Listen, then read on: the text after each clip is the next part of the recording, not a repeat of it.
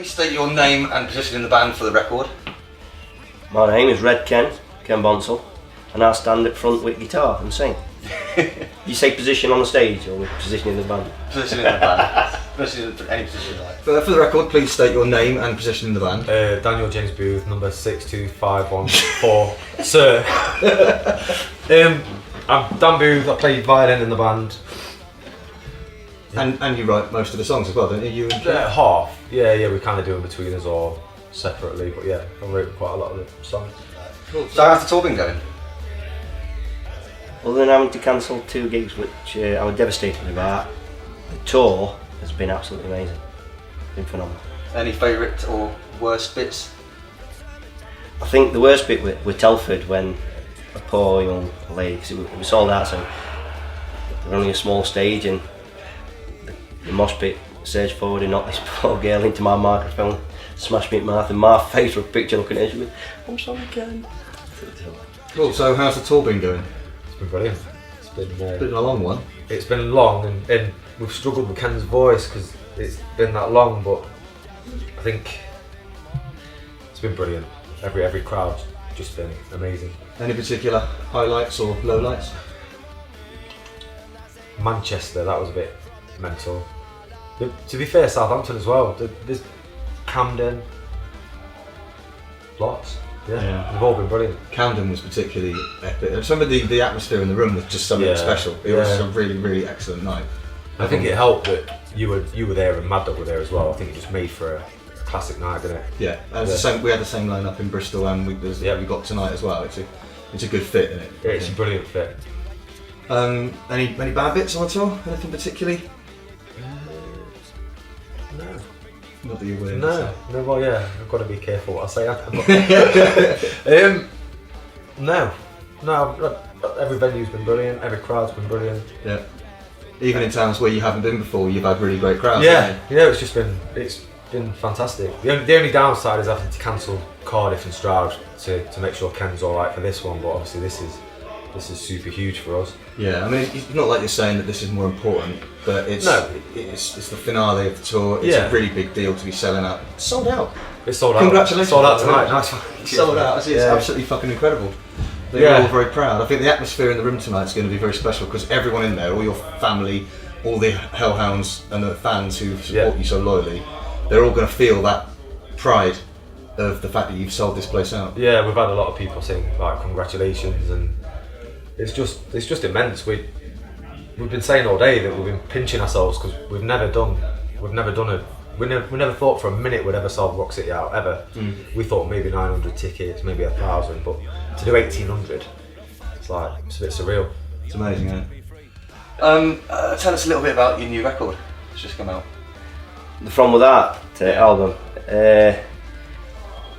We talked long and hard before we started recording this album, and we knew that from what other people say about your first album, you've always got a second album syndrome. It's always hard to try and better, or you've got to better that first album, and everybody's saying that the first album was such a good album all the way through. We knew we were up against it, so what we did, we knew that to get halfway there to start with was to go for a professional sound, so the best recording studio, producers, mixers, masters, everything like that. We were going to back ourselves to go 100% halfway there to start with before the songs even kicked in. The production side was everything. So. Who did you work with? Who was the producer? Matt Terry at Vader Studios, absolutely brilliant to work with, and I think he chose us more because he liked the acoustic side and working with acoustic instruments, and he got what Ferocious Dog was. It's not, you're not working with a rock band, and you're not working with a folk band, and there's all these different styles chucked in that make Ferocious Dog. He got it 100%, and he worked with every song, and he understood, the lyrics and the passion behind the songs that I write, and to get them out. So things like that, to work with Matt Terry, we couldn't believe it. He just worked so well. Tell us a little bit about your new album, what has just come out. It's called From Without. It's a little bit more punky than the first one, I think. You can definitely hear Les's influence on it. And Scott's, to be fair, Scott's the new drummer, and he's put his stamp on it. Yeah. Got any favourite tracks on the album? Poor Angry and Young, I think. Yeah. It's just, I love the punkiness. I love the bit that me and Les do together. Like I like the sound of it there. Yeah. Nice. Have you got any favourite tracks on the album? If you had to pick your best, which do you think is your favourite? Or which one means most to you, do you think? It depends. I mean, I love I Stand for its raw aggression, but I think it's got to be probably Slow Motion Suicide. Yeah.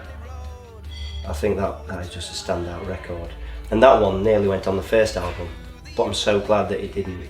Yeah. It weren't quite ready, and then over the years, and then playing it acoustic, and then deciding that we'll try it as a full band song, it just worked. And you're doing something a bit special with it tonight, aren't you? Yeah. I mean, it's the first time on this tour that we're playing it with the string section, which, if you listen to the album, it's just haunting. Yeah. That we nearly didn't record it with the string section, because that is the classical section, what Daniel wrote, the end part of that song, which is half of that song. We weren't going to do it with strings, just Daniel on his own with number one fiddle. And we'd finished recording, and I found out, I said, look, we're missing a trick here. We need to put strings on, we put strings on other songs. Well, that's a classical score, we need strings on that one. So we had to book back into the recording studio and get everybody, the cello player, the viola player, the other fiddles, just to get that sound. And I'm glad we did, because we set the album release date back. But we'd have kicked itself if it's not, because you listen to that song now and you think, well, that's epic, that is perfect.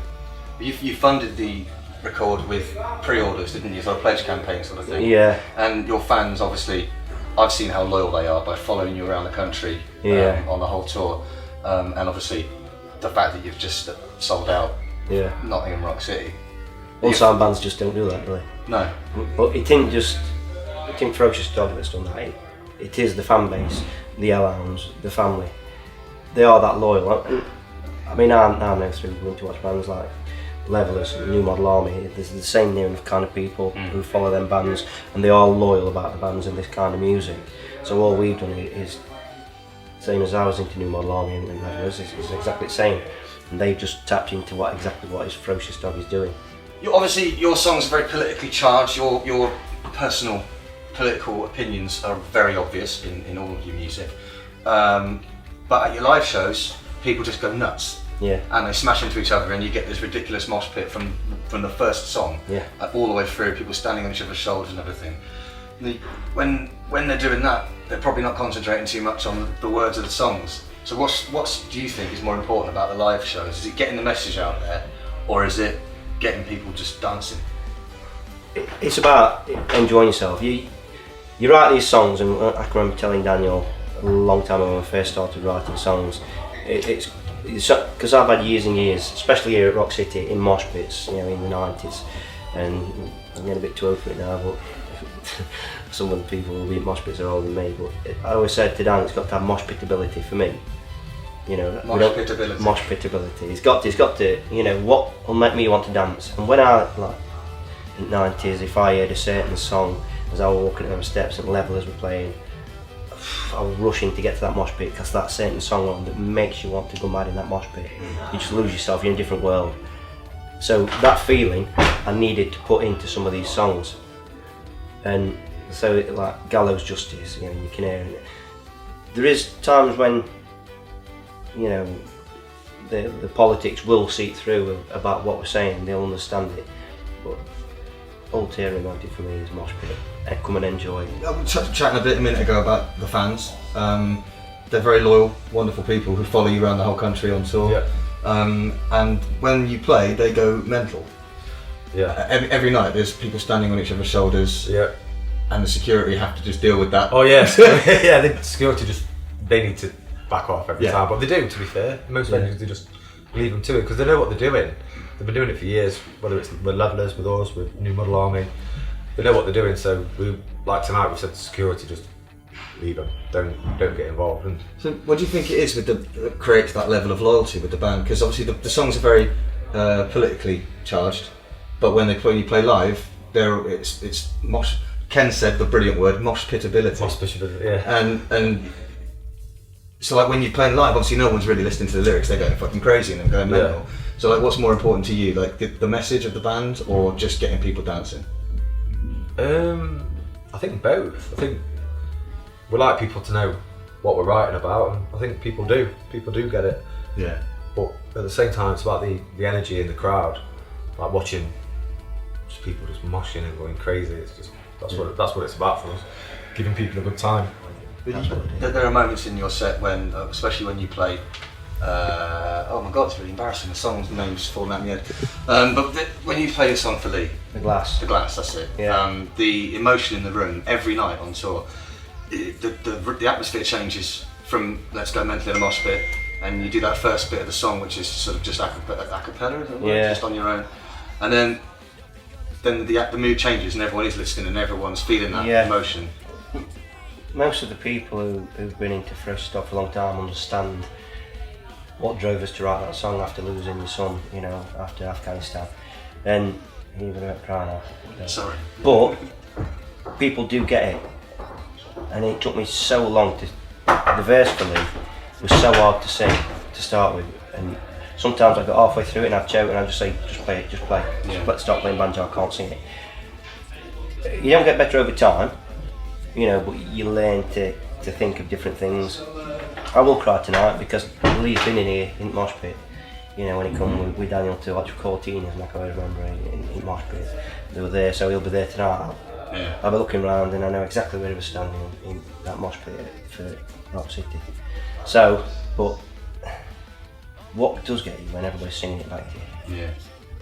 That, and they're giving so much passion, as much passion as I'm giving, because I know what that song feels for me. Because I wrote it obviously when I was in a dark place, an easy song me and Dan was ever written, about his son who committed suicide. The rawness shows through on that song, there with his last days. But then the verse for me, I wrote when I just gone back down to Encore Face at Pit, and they just said, just say there, Ken. And I just got my pen and paper and just wrote the verse for Lee, which I still look at it and think, how can I sing that? But hopefully tonight I'll get through it and I'll be okay.